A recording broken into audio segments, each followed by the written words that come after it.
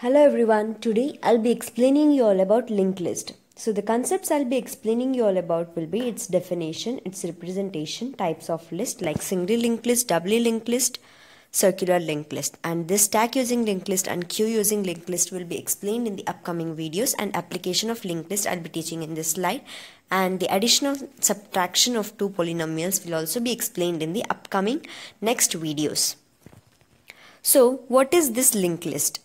Linked list is a collection of nodes. Each node has a data part and a pointer part known as link. Link stores the address of next node. The address of the first node in the list is stored in a pointer known as head.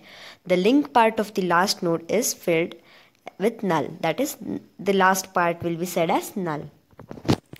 So this exact definition will be properly understood with the help of the representation. So what is said? Link is a collection of nodes. So what is this node? Node contains of the data part and the address part. So here we require two pointers, one for the data part and another for the address part. And the address of the first node in the list is stored in the pointer known as head. So the first part will be known as head and the last part is known as the null. So here I have stored 10 in node A, 15 in node B and 16 in node C. So in node A, node A's address is 500 and node B's address is 1000 and node C's address is 2000. So in node A, I'll be pointing to the address of the next node. So after the data part, I'll be putting address of the next node, and in node B, I'll be pointing the address of the node C.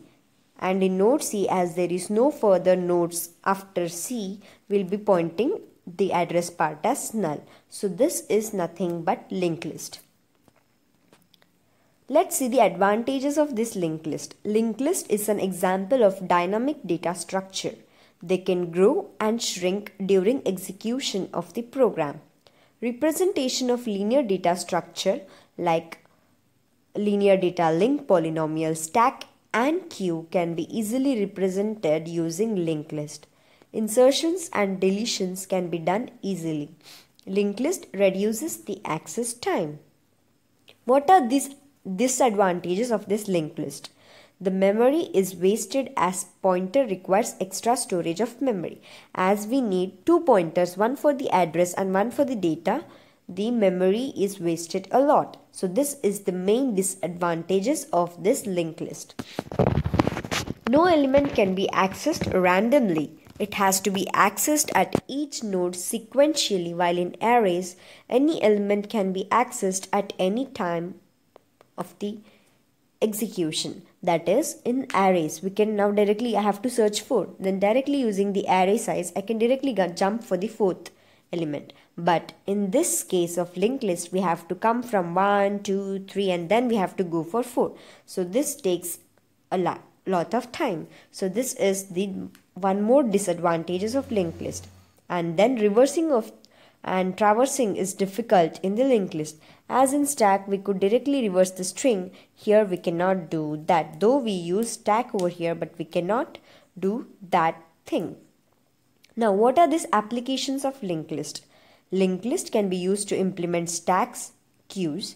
It can be used to implement graphs. It is used to implement hash table. Polynomial can be represented using linked list. Useful for dynamic memory allocation. And in real life application where the circular linked list is used is for our personal computers while multiple applications are running.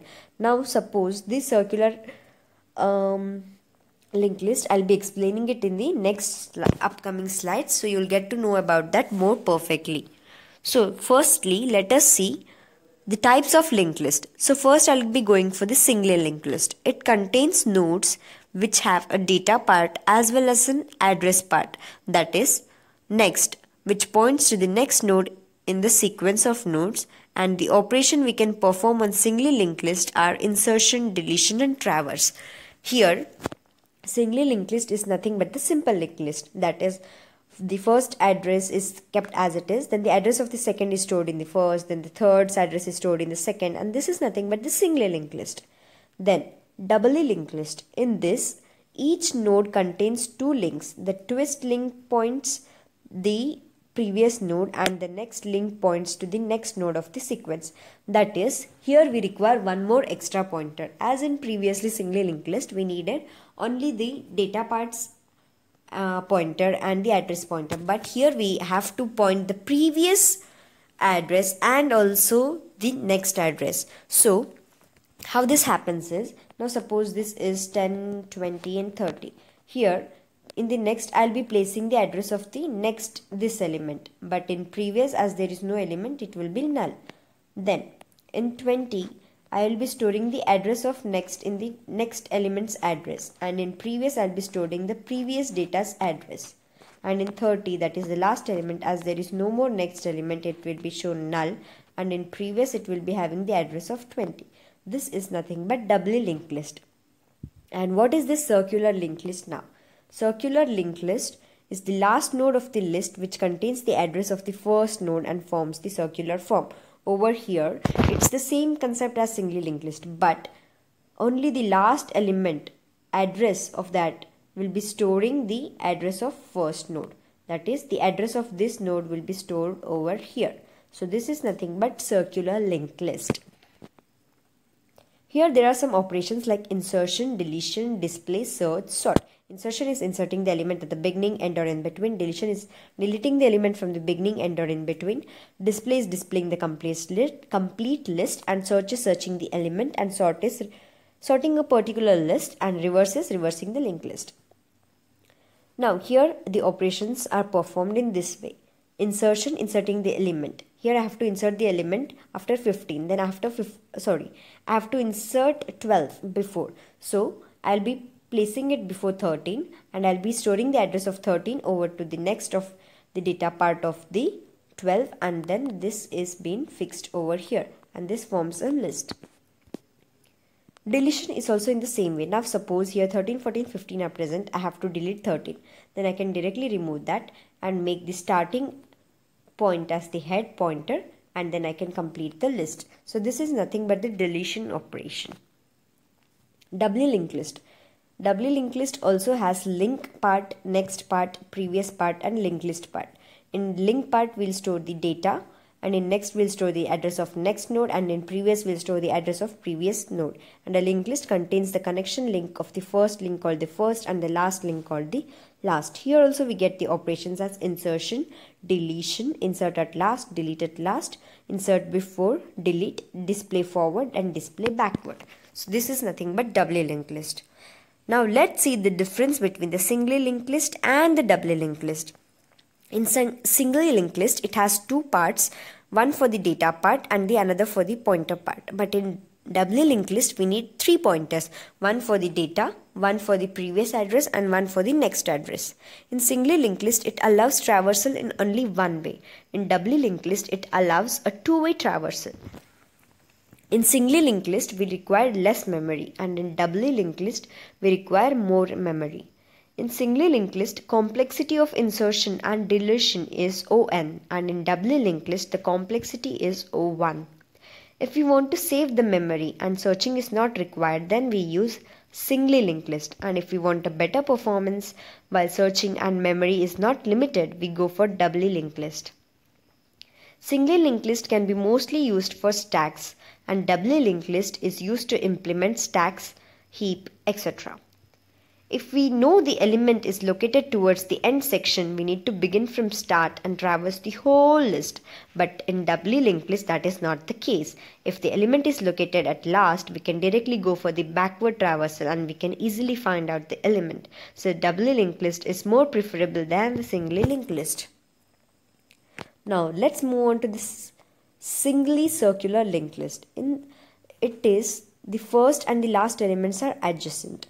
A linked list can be made circular by storing the address of the first node in the next field of the last node.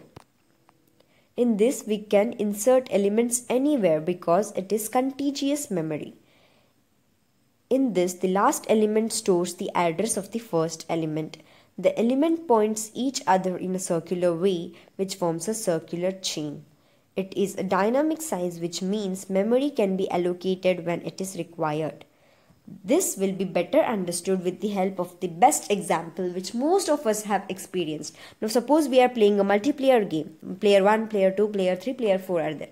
Then the first player plays the game, then second, then the third, then the fourth. Till 4 it is a singly linked list. But again if it has to go for the player 1, it will directly go for player 1. So that is nothing but singly circular linked list. What are the applications? In real life application where the circular linked list is used in personal computers where multiple applications are running. All the running applications are kept in a circular linked list, and the operating system gives a fixed time slot to all other running things. The operating system keeps an iterating over the linked list until and unless all the applications are completed in multiplayer games. And thirdly, a circular linked list can also be used to create circular queue. In queue, we have to keep 2 pointers front and rear in memory all the time, whereas in circular linked list only the pointer is required.